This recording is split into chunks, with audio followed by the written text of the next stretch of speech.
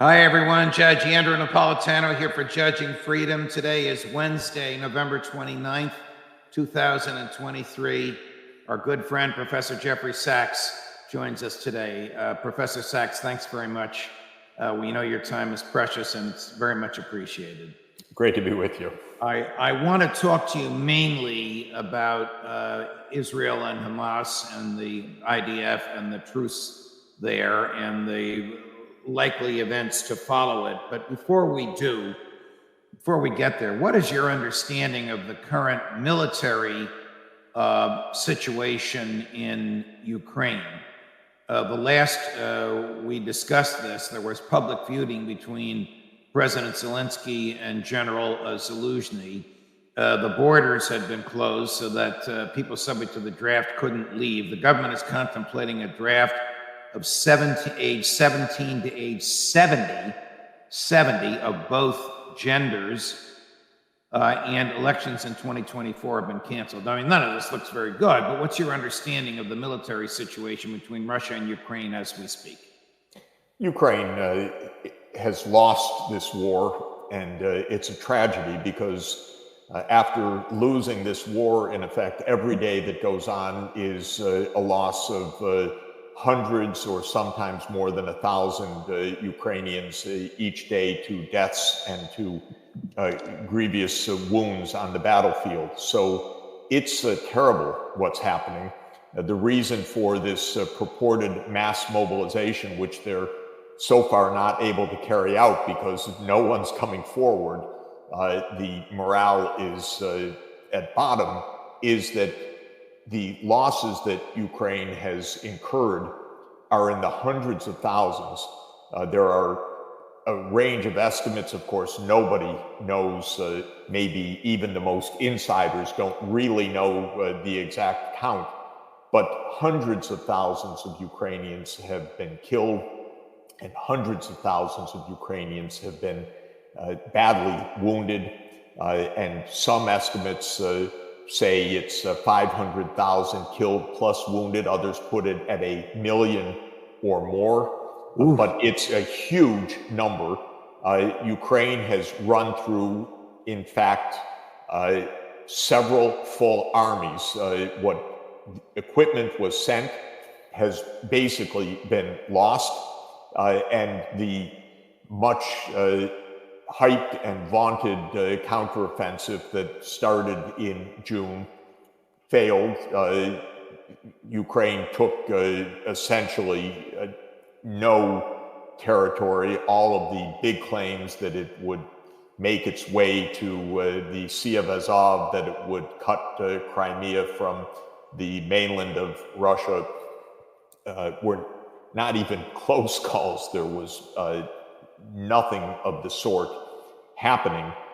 And now the initiative is in Russia's favor all along the extensive front line from Kherson region all the way up to the north. And so this is a dire situation. That's why the leaders are feuding. That's why clearly in the US and in Europe there is great consternation. Biden would love nothing more than for all of this to go away so we can have a re-election campaign. This is a debacle for his administration. We had a really terrible, shocking report by the lead Ukrainian negotiator with Russia back in March and April 2022, David Kamiah, who heads Zelensky's party in the Ukrainian parliament, saying clearly something I knew that we've discussed, and I knew it from the inside, but we hear it now from Ukraine's lead negotiator. There was a peace agreement on the table that was stopped by the United States and the UK because they wanted the Ukrainians to fight on. This is the peace agreement that Boris Johnson himself flew to Kyiv in order to interfere with. That is correct. There is a general principle in the world that anyone that listens to Boris Johnson doesn't have their head on straight. No, A general principle. honest to God, that's a general principle, because that guy really is one of the most irresponsible people to have his moment of political power that we've had in a long time. But he actually went to Kyiv in early April, no doubt carrying the message of the United States also, Right. and told them, no, you don't sign that. We don't have your back on that. We do not accept neutrality. Fight on.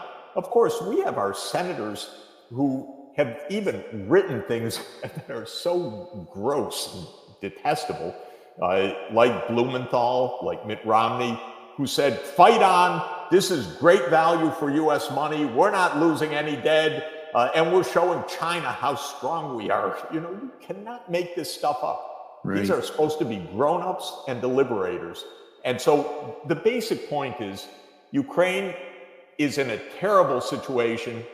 We put them there, let's be frank, because they could have had neutrality and they could have had peace. By the way, they could have avoided the war altogether. Right. If the United States had not pushed this. They've lost a generation of young men. Yeah, by the way, in addition to the terrible, shocking levels of deaths and wounded, they've lost millions and millions of people, some who have gone to Russia, some who have gone to Western Europe, some who are living in what is now territory governed by Russia.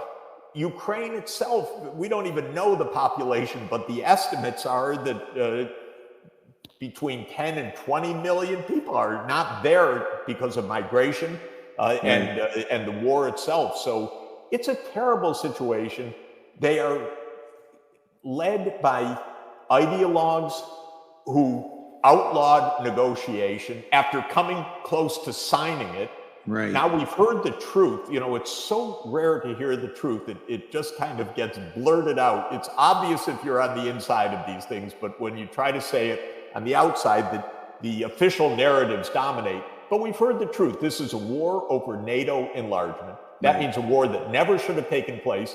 The Secretary General of NATO blurted out the truth when he spoke to the European Union Parliament.